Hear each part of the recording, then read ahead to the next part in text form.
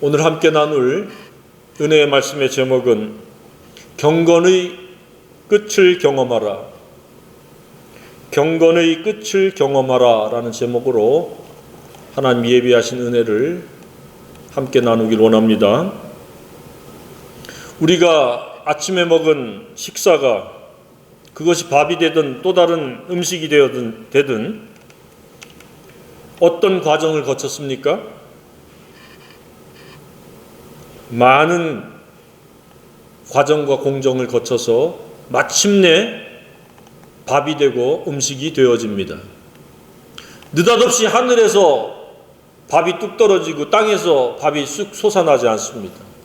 누군가 벽실을 심어서 그것을 모판에 자라게 해서 모내기를 하고 병충해와 잡초를 관리하고 그리고 여름에 뜨거운 햇빛 아래서 또 바람과 비와 태풍에 견뎌서 가을에야 추수를 하고 그것을 잘 말려서 탈곡을 하고 그것을 또 정리를 하고 그것을 판매라고 하는 유통을 거쳐서 각 가정에 공급이 되어지고 그것을 잘 씻어서 밥솥에 앉혀서 뜨거운 불을 통해서 마침내 밥이 되어집니다. 빵도 그렇습니다. 밀이라고 하는 파종을 해서 그것을 심고 거두어서 거의 동일한 공정을 거쳐서 빵이 만들어지고 사람의 입속에 제공되어집니다. 사람이 먹을 수 있습니다. 이런 음식과 먹거리들은 대략 10번 이상의 공정과 과정을 거치게 됩니다. 과정 없이는 밥이라는 결과도 없습니다. 밥뿐만 아니라 크고 작은 모든 성취도 그렇습니다. 반드시 원인이 있고 과정이 있습니다. 누군가가 어떤 시험에 합격했다 그러면 그는 원인과 과정에 있어서 그 합격을 해야 되겠다라고 하는 동기가 있었고 열심히 공부했다라고 하는 과정이 있었습니다. 그래서 결과에 이르게 됩니다. 원인과 과정을 거치지 않고 결과만 챙기겠다는 생각은 도둑심보, 강도심보입니다. 이런 것을 가리켜서 제사에는 관심도 없고 제밥에만 관심이 있다라고 이야기들을 합니다. 현대인들이 상당수가 제밥에만 관심이 있고 제사에는 관심이 없습니다. 마침내라고 하는 것을 기다리지 못합니다. 매우 조급합니다. 우리가 살아가는 데 있어서의 의식주에 관한 것뿐만 아니라 영적인 것도 꼭 같습니다.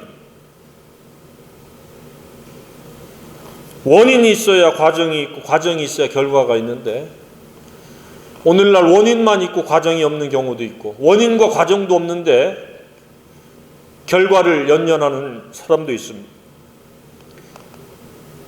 몇 퍼센트 일는지는 모르지만 소수만이 바른 원인, 옳은 원인으로부터 시작해서 바른 과정이 있고 바른 결과에 이르는 사람들이 있습니다.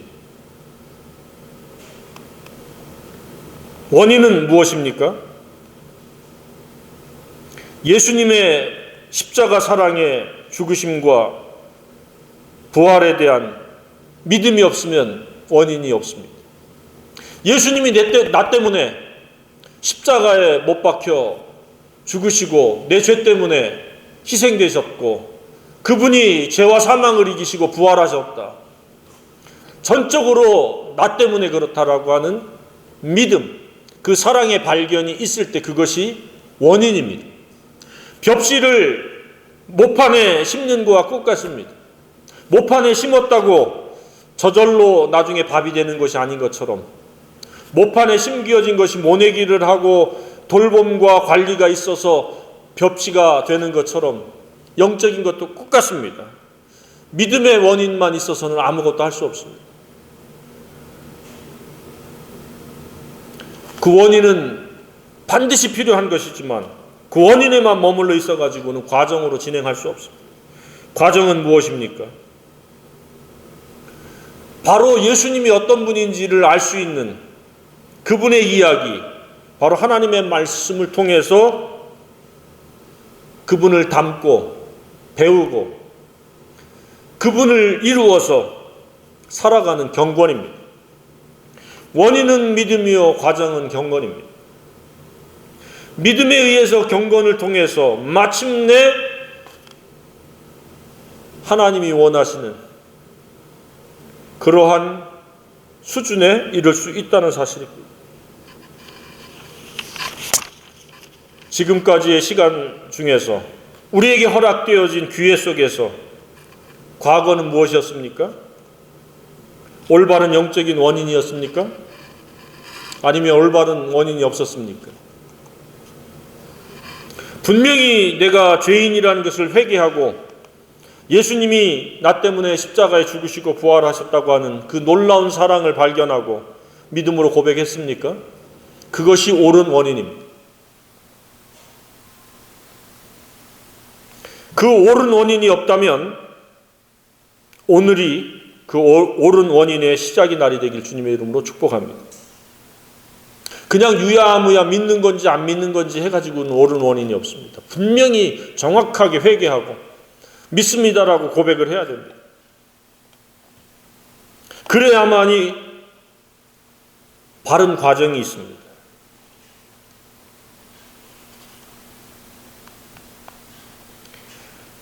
나는 왜 살아가는가? 왜 존재하는가? 원인만 붙잡고 살아가는 존재인가? 아닙니다. 원인은 이미 2000여 년 전에 하나님께서 그 사랑으로 이루어 놓으신 사실을 믿는 것입니다.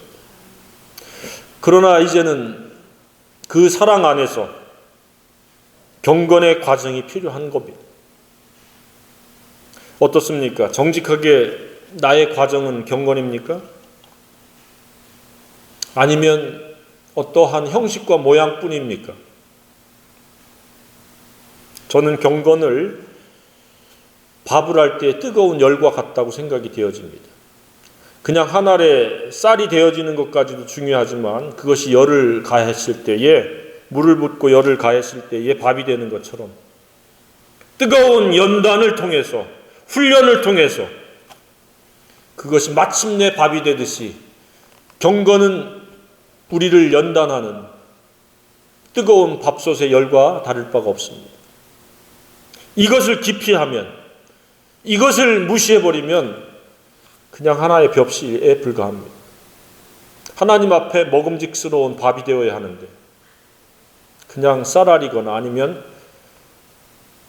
벽시가 모가 돼가지고 모양만 있다가 그냥 알갱이도 맺지 못한 채로 죽거나 그냥 태풍을 만나서 쓰러지거나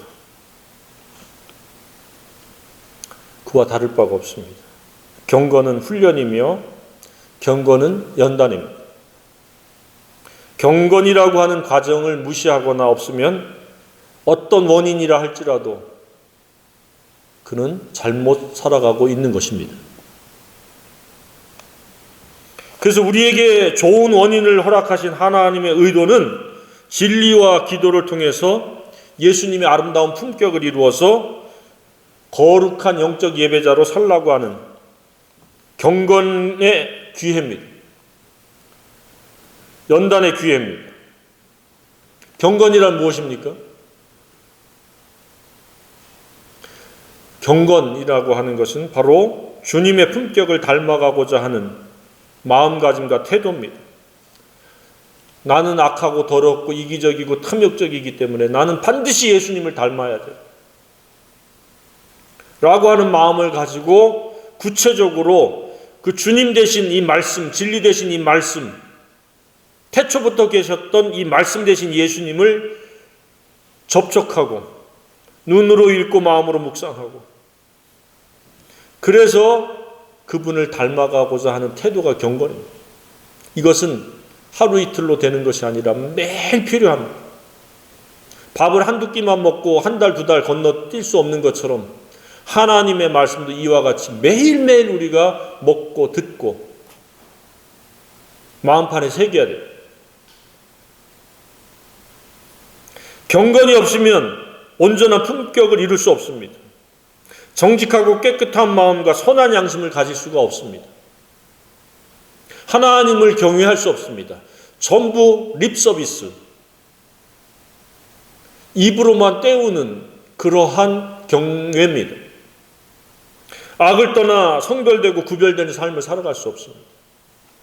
악은 매우 집요하고 매우 끈질깁니다. 화단의 잡초보다도 더 질기고 끈질깁니다. 캐내면 또 잡초가 자라나는 거죠. 우리 마음속에 악한 생각은 계속 띄어집니다. 그래서 끊임없이 하나님의 말씀을 통해서 우리를 훈련해야 돼요. 경건한 사람이 되어질 수 있도록 끊임없이 말씀 앞에 우리를 두어야 돼요. 욥은 경건에 힘쓴 대표성을 지닌 사람입니다. 대략 족장시대에 살던 인물로 추정이 되어지는데 욥을 통해서 하나님이 무엇을 우리에게 말씀하시고자 합니까? 과거나 현재나 미래나 중차대한 가치는 경건에 이르는 것이라고 하는 것을 우리에게 말씀하고 있는 겁니다. 시대를 불문하고 성별을 불문하고 대상을 불문하고 그 개개인을 평가하는 하나님의 기준과 관점은 다름이 아니라 경건이라는 사실입니다. 물론 이 경건은 믿음에 의한 경건이죠. 믿음이 없으면 경건에 이루고자 하는 마음도 없을 것입니다. 따라서 옳은 원인이 있다면 바른 과정에 합당한 경건이 있어야 된다는 사실입니다. 그것에 대한 롤모델로 욥을 선택하셔서 대표성을 띠게 하셔서 오늘날 우리에게 말씀하고 있습니다. 경건은 구원의 표식입니다. 죄사함의 표식입니다. 구원받은 사람이 경건에 힘쓰지 않는다면 그는 자신을 기만하고 하나님을 속이고 있는 그런 종교인에 불과합니다. 따라서 어디에 소속되어 있는가, 어느 공동체에 포함되어 있는가 그다지 중요하지 않습니다. 그가 어떤 공동체에 어떤 직책을 맡았는가, 그 호칭이 무엇이라 불리워지는가 별로 중요하지 않습니다. 날마다 말씀되시는 예수님을 어떤 마음으로 대하느냐, 이것이 바른 과정의 핵심입니다. 그런데 이것은 저절로 어느 날 시간이 흐른다고 경건에 이르는 훈련받은 사람이 되지 않습니다. 엄청난 연단이 필요합니다. 우리는 그냥 육신의 생각대로 살아가는데 익숙한 존재들입니다. 보이는 대로, 들리는 대로, 마음에 생각나는 대로 살아갑니다. 그래서 날마다 자기를 부인해야 되는 훈련부터 시작해서 하나님의 말씀을 조용한 시간에 읽고 묵상해야 되는 이런 훈련이 필요합니다. 그렇지 않으면 우리는 그냥 거룩한 대신에 더러움으로 살겠다. 주님과의 순결한 사랑의 동행 대신에 미혹된 음행자로 살아가겠다. 성령 대신에 육체의 욕심으로 살아가겠다. 평안과 기쁨이 없어도 그냥 두려움과 근심과 슬픔과 낙심과 불안으로 살겠다. 건강과 안전과 번영 속에 사는 것보다 그냥 환난이 와도 질병이 와도 상관없다.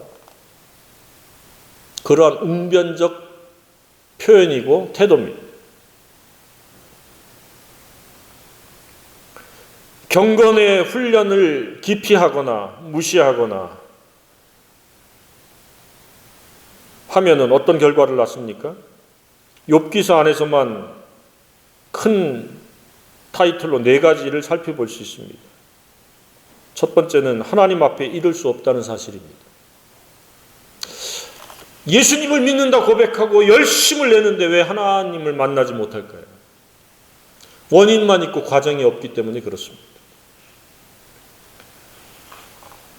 욥기 13장 16절에 경건하지 않은 자는 그 앞에 주님 앞에죠 이르지 못하나니 이것이 나의 구원이 되리라. 구원의 궁극적인 결과는 하나님 앞에 이르는 겁니다. 두 번째는 경건의 무시는 부재는 어떤 결과를 나와요? 20장 5절로 7절에 그렇게 되어 있습니다. 악인이 이긴다는 자랑도 잠시요 경건하지 못한 자의 즐거움도 잠깐이니라.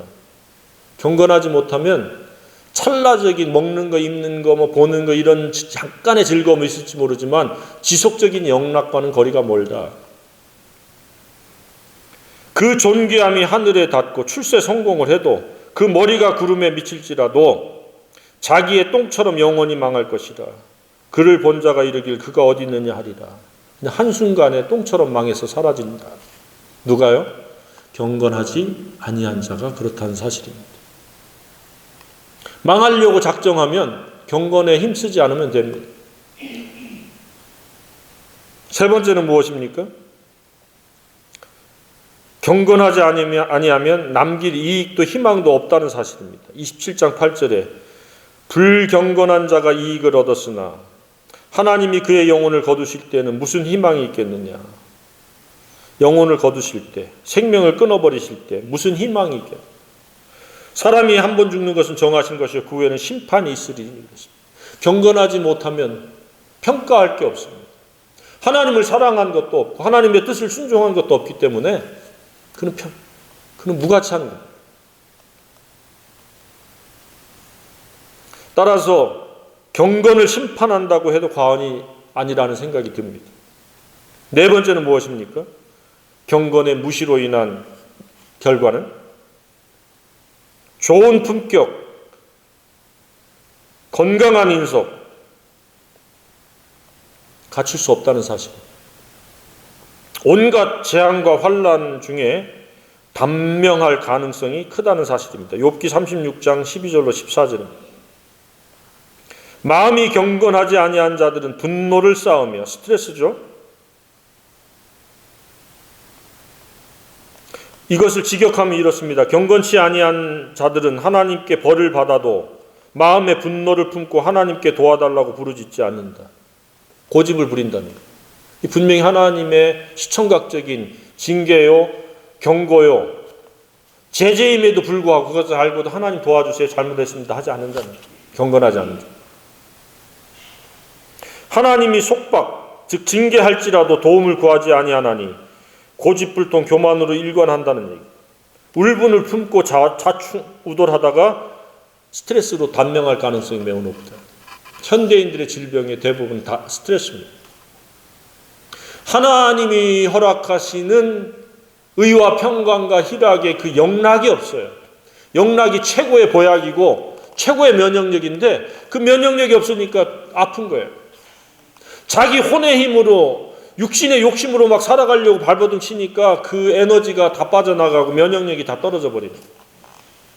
사람이 아무리 노력해도 안 되는 건 안 되는 거예요. 빨리 포기할수록 스트레스에서 벗어나는데 끝까지 자기 욕심으로 발버둥 치는 거예요. 경건하지 않으니까 그런 거예요. 하나님의 주권 아래 들어가지 않으니까 그런 거예요. 경건은 하나님의 주권 아래 겸손해지는 것이요 하나님 뜻대로 살아가고자 하는 태도이기 때문에 내가 할 수 있는 것과 할 수 없는 것이 분명히 드러나는 거예요. 그 스트레스를 최소화하고 살아가는 거예요. 스트레스가 잠깐 와도 바로바로 물리치는 거예요. 이거 내가 할 수 없는 것. 그런데 많은 사람들이 믿는다라고 고백하면서도 경건은 무시하고 자기 혼의 힘으로 육신의 욕심으로 발버둥 치듯 살아갑니다. 그래서 얼굴은 찌푸림의 연속이요 마음은 낙심과 불안으로 가득 차고 비교의식 열등감으로 늘 스트레스로 자기를 괴롭히는 거예요. 자유하지 못한 누가요? 경건하지 못한 자들이 그렇다. 사실입니다. 그래서 바울이 경건을 강조했던 겁니다. 디모데전서 4장 7절로 8절에 뭐라고 말씀하고 있습니까? 육체의 연단, 즉 훈련은 약간의 유익이 있으나 경건은 범사 모든 일에 유익하니 금생 이 세상에서의 삶과 내생 저 세상에서의 영원한 생명까지 약속이 있느니라. 경건이 무엇이에요? 최고의 가치입니다. 하나님의 사랑을 발견하는 것이 최고의 가치요. 그 가치를 실현하는 게 경건이라는 겁니다. 그래서 현재와 미래, 영원한 가치라는 거예요. 그래서 이것은 모든 사람들이 받아들여야 할 좋은 믿을 만한 말이다. 경건의 연단이 모든 사람이 들어야 되고 알아야 되고 받아들여야 될 이야기라는 거예요. 하나님의 말씀을 이렇게 듣는 거, 읽는 거, 묵상하는 거. 모든 사람이 받아들여야 될 말이다. 마음속에 간직하길 주님의 이름으로 축복합니다. 이 세상 거 다 사라졌잖아요. 앞서 죽은 분들 생각해 보세요. 그들이 먹었던 거, 마셨던 거, 끼었던 반지, 목걸이, 옷 다 사라져버렸죠. 그러나 그들 중에 누군가가 하나님을 사랑하고 하나님 말씀을 사랑하고 예수님을 닮기를 원했고 예수님을 닮은 만큼 살았다라고 하면 그것은 하나님 나라에서 사라지지 않는 가치잖아요.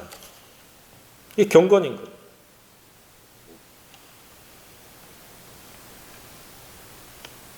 육체에 한정된 것들을 위한 시간과 노력과 관심을 지나치게 쏟는 것은 하나님이 우리에게 주신 시간을 진정한 가치의 구현을 위해서 사용해야 되는데 너무 억울하게, 너무 허비하고 허망하게 사용하는 겁니다.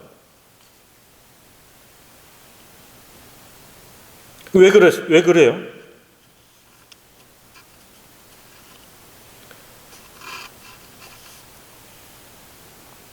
하나님을 모독하는 무가치한 신화 때문에 그렇다. 그렇게 바울은 이야기합니다.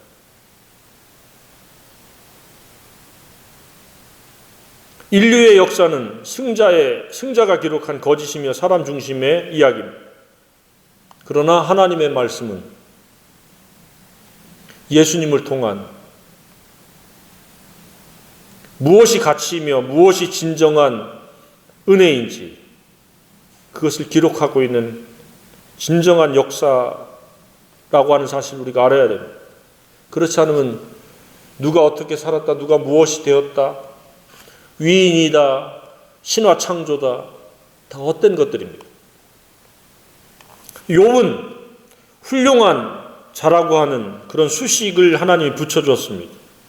3번이나 반복해서 그를 동방에서 가장 훌륭한 자라는 칭찬을 했습니다. 훌륭함의 근거는 무엇입니까? 그는 온전하다. 품격을 건강하게 아름답게 갖추었다는 뜻입니다. 경건을 통하지 않으면 우리의 품격이 온전해질 수 없습니다. 정직하다라고 말씀하고 있습니다.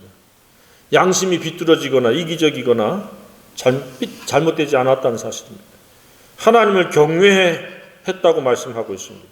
지혜자는 하나님을 경외하는 자입니다. 그래서 지혜의 근본은 하나님을 경외하는 것이라고 말씀하고 있습니다. 왜 그렇습니까? 하나님이 자기의 생애를 인도해 주시고 경영해 주시기를 바라는 마음이 있어 하나님을 경외할 수 있습니다. 그렇지만 내가 다 주인이 돼서 내 임의로 살아갑니다. 4번째는 악에서 떠난 자라고 말씀을 하고 있습니다. 악이란 무엇입니까? 자신의 욕심, 노력, 방법에서 세상과 사탄과 거짓에서 떠나서 오로지 하나님의 인도함을 받는, 성령의 인도함을 받는 영의 생각으로 살아가는 자였다는 사실입니다. 훌륭하다라고 할 때에 세상에서는 출세한 사람, 뭔가 경제적으로 부를 이룩한 사람들 훌륭한 사람이라고 이야기하는데 그것은 사람의 관점이고 하나님은 그런 것에 관심이 없습니다. 얼마나 예수 품격을 닮았느냐, 얼마나 그가 깨끗한 마음, 선한 양심을 가졌느냐, 하나님을 경외하느냐, 악과 구별되어진 거룩한 삶을 사느냐 관심을 갖고 계십니다. 하나님께서 보실 때 그러면 저와 여러분의 중심은 어떤가? 우리도 욥과 같은가? 어떤 부분이 욥을 닮았고 어떤 부분이 욥과 다른가? 살펴봐야 됩니다. 그러면 우리의 경건이 어떠한지를 분별할 수 있습니다. 우리는 그저 그런 교회 다니는 사람이 아니라 욥과 같이 훌륭한 그리스도인, 훌륭한 사람이 되어야 마땅합니다. 그것은 경건에 이르려는 훈련이 없이는 불가능한 사실입니다.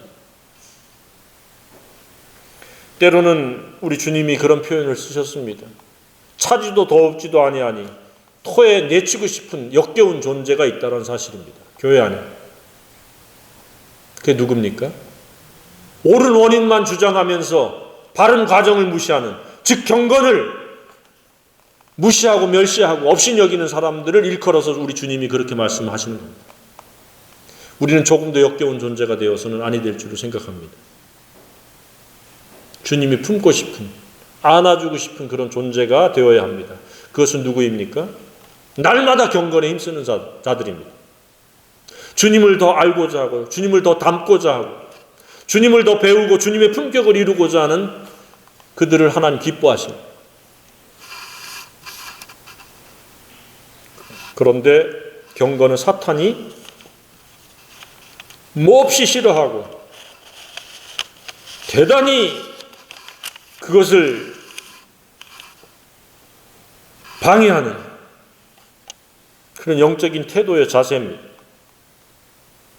경건하면 온갖 방법으로 그를 공격해서 경건의 연단을 받지 못하도록 경건을 포기시키려고 합니다. 예수님께도 그렇게 도전을 했습니다. 먹거리로 스스로가 최고이니까 네 멋대로 마음대로 살아라. 세상 부귀영화가 중요하다. 경건을 방해하는 것은 이렇게 육신과 자기중심적인 생각과 유아독돈적인 생각과 세상 부귀영화에 관심을 갖는 겁니다. 그런 것에 마음이 뺏겨있는 한은 경건에 힘쓸 수가 없습니다. 욥도 엄청나게 공격을 받았습니다. 그러나 끝까지 경건을 놓치지 않았다는 사실입니다. 욥도 서너 가지의 공격을 받았습니다. 그것은 무엇입니까? 모든 소중한 것들을 다 잃어버렸습니다. 한순간에 차례대로. 강도들에 의해서, 태풍에 의해서, 그리고 자기 자신은 헛되를 알아가지고 기와장으로 긁지 않으면 가려워서 못 견딜 정도의 상태가 되었습니다. 그 부자가. 그리고 자기의 가까이에 있는 사람들은 자기를 정죄하고 비판합니다. 너 잘난 체하더니 잘됐다라는 식으로 새 친구들이 위로한다고 와가지고는 계속 공격합니다. 그래서 욥은 계속해서 그것에 대해서 답변을 합니다. 가까이 있는 아내는 침뱉고 하나님 욕하고 죽으라고 그렇게 경건을 무시합니다. 폄훼합니다. 어떻습니까? 대부분의 사람들은 자녀와 재산을 다 잃었으면 아마 경건이고 믿음이고 다 포기해버릴 겁니다. 몇 퍼센트일지 모르지만 아마 한 90% 이상이 그렇지 않겠습니까? 내가 하나님 믿었더니 내게 이렇게 다가와 에이씨 하면서 하나님을 대적할 수도 있습니다. 그러나 욥은 그렇지 않았습니다. 정수리부터 발바닥까지 종기, 이 헌대를 앓게 됐는데도 그 불평 한마디 안 했습니다. 주신 자도 하나님이요 거두신 자도 하나님이요. 그리고 내가 정금같이 나오리다. 마다들이 스바 사람들의 약탈로 목숨과 재산을 다 잃어버렸고 하늘에서 불이 떨어져서 다 타서 잃어버렸고 갈대아 사람들의 새 무리들이 재산과 목숨을 빼앗아갔고 거친들에서 큰 바람 폭풍이 몰아닥쳐서 집이 무너져 다 죽었습니다. 7 아들과 세 아들을 다 잃었습니다. 중요한 것은 하나님을 향하여 원망하지 않았다라고 1장 22절에서 말씀하고 있습니다. 경건에 이르려 하면 갑자기 가진 것을 다 잃을 수도 있다는 사실입니다. 그러나 모든 경건한 사람을 욥과 같은 방법으로 다루지는 않습니다. 사람마다 개개인의 차이가 있습니다. 충분히 마음도 아프고 몸도 아플 텐데 욥은 불평하지 않았습니다. 욥의 1장 한번 보겠습니다. 1장 22절에 이 모든 일에 욥이 범죄하지 아니하고 하나님을 향하여 원망하지 아니하니라. 사랑하는 성도 여러분, 어떤 어려움이 닥쳐도 하나님 원망하지 말기를 바랍니다. 내가 잘못해서 하나님이 다루시거나 연단하시기 위한 것이기 때문에 원망하는 것은 하나님을 원망하는 겁니다. 원망한다고 그 상황이 바뀌지 않습니다.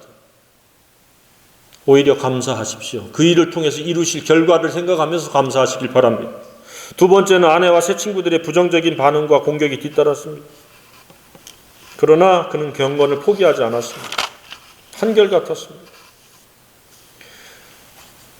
잠시 위로했던 새 친구들은 자신의 짧은 소견으로 이렇게 저렇게 비판하고 정죄하고 문제를 제기합니다.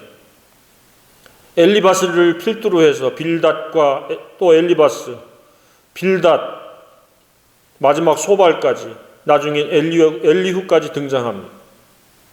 욥에게는 아무도 자기 편이 없었습니다. 홀로 광야에 버려진 느낌이었을지도 모릅니다. 그러나 그는 끝까지 경건을 놓지 않았습니다. 그래서 마침내 본문의 상황에 이르는 것이 오늘 본문입니다. 본문의 마침내 경건의 끝은 무엇입니까? 오늘 말씀의 제목이 무엇입니까? 경건의 끝을 경험하라. 경건의 끝이 무엇이에요? 하나님을 귀로만 듣다가 하나님을 직접 대면하는 겁니다. 얼마나 놀라운 일입니까? 하나님을 찾고 찾으면 만나리라고 하셨습니다. 하나님은 추상적인 존재요 관념의 존재가 아니라 실제 살아계신 하나님입니다. 그 하나님을 경험하는 특권을 누리는 겁니다. 무엇이요? 경건의 끝이. 그래서 하나님의 전지전능함을 알게 됐잖아요. 하나님 직접 네가 바닷속을 들어가봤느냐, 무엇을 보았느냐라고 하면서 쭉 하나님의 광대무비하심을 직접 눈으로 보고 듣고 무수히 쏟아냈던 말들은 미처 깨닫지도 못한 말들이었다라고 하는 것을 자백합니다. 하나님 앞에서. 이처럼 경건의 끝은 말이 아닌 하나님을 만나고 경험하고 그 임재의 은혜를 누리는 겁니다. 이것은 신비주의도 아니고 욥이 경험한 실제입니다. 욥이 경험했던 하나님은 오늘날에도 하나님입니다. 그러면서 하나님의 임재가 임하니까 어떤 태도를 보입니까? 티끌과 재 가운데 회개하나이다. 우리는 끊임없이 하나님 앞에 나아갈 때마다 회개해야 될 존재라는 사실입니다. 회개는 단회적인 것이 아니고 끝없이 회개해야 됩니다. 자신이 누구인지를 항상 인지해야 됩니다. 누굽니까? 티끌과 재와 같은 존재인데 경건에 힘쓰니까 하나님의 임재가 나타나서 그 은혜 가운데 이 일도 하고 저 일도 하며 이런저런 좋은 것들을 우리가 공급받는다는 사실입니다. 경건한 사람들의 특징은 항상 자기 자신이 누구인지 아는 자들입니다. 아브라함도 동일하게 고백했습니다. 티끌과 재와 다를 바 없는 자가 감히 하나님께 간구합니다. 라고 하면서 하나님께 기도합니다. 언제 그랬어요? 소돔과 고모라를 멸망시키기 전에.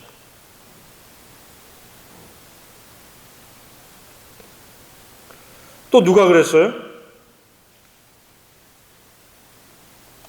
다윗도 그랬어요. 시편 90편 3절 나는 티끌과 재와 같사오나 감히 죽게 아뢰나이다는 창세기 18장 27절에 그랬고 다윗은 시편 90편 3절에 그렇게 고백했습니다. 나를 진흙 가운데 던지셨으므로 나를 티끌과 재 같게 하셨구나. 30장 19절에도 동일하게 얘기를 합니다. 하나님이 나를 진흙 가운데 던지셨고 나를 티끌과 재같게 하셨고, 지금 이 경건한 욥은 자신이 누구인지 정체성을 계속 알고 살아갔습니다. 사람의 가능성은 회개 외에는 없다는 것을 자각한 것입니다. 내세울 게 아무것도 없습니다. 전적인 하나님의 은혜입니다. 그랬더니 하나님만 만나는 것으로 경건의 끝이었습니까? 이전에 잃어버렸던 것에 갑절로 하나님이 채워주셨습니다. 내적으로만 은혜를 베푸는 것이 아니고 시각적으로만 은혜를 베푸는 것이 아니라 경제적으로도 사회적으로도 하나님의 은혜를 베풀어 주셨습니다. 경건은 모든 좋은 것이 실제가 되게 하는 겁니다. 그래서 140년을 더 살았습니다. 또다시 아들 7과 딸을 셋을 주셨고 손자 4대까지 보았습니다. 엄청난 하나님의 장수의 은혜를 주셨습니다. 우리는 이 말씀 앞에서 무엇을 생각할 수 있습니까? 좋은 결과는 원인과 과정이라고 하는 것을 거쳐서 마침내 경험할 수 있다는 사실입니다. 아무도 그것을 건너뛰어서는 마침내 은혜의 복이 없습니다. 마침내까지는 무엇입니까? 믿음과 사랑의 경건입니다. 경건은 사랑의 표시입니다.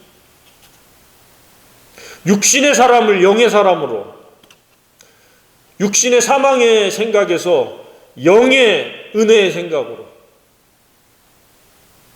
살도록 하는 것이 경건입니다.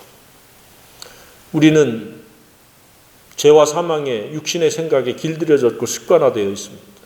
하나님은 진리로 말미암아 영의 생각으로 살기를 원하십니다. 그것이 경건입니다. 경건하면 하나님이 모든 좋은 것을 마침내 주십니다. 당장은 아닙니다. 그러나 마침내 누군가가 터벅터벅 그 높은 산을 올라갔을 때 마침내 정상에 정복하듯이 경건에 이르고자 훈련하면 마침내 하나님을 경험하게 됩니다. 산 밑에서 아무리 뛰어다녀 봤자 높은 정상에서 아래를 내려다보는 그 풍광을 경험할 수 없습니다. 경건은 하나님이 기뻐하시는 삶의 행태입니다. 바른 과정입니다. 그런 과정으로 하나님께 영광 돌리기를 주님의 이름으로 축복합니다. 경건의 끝을 경험하기를 주님의 이름으로 축복합니다.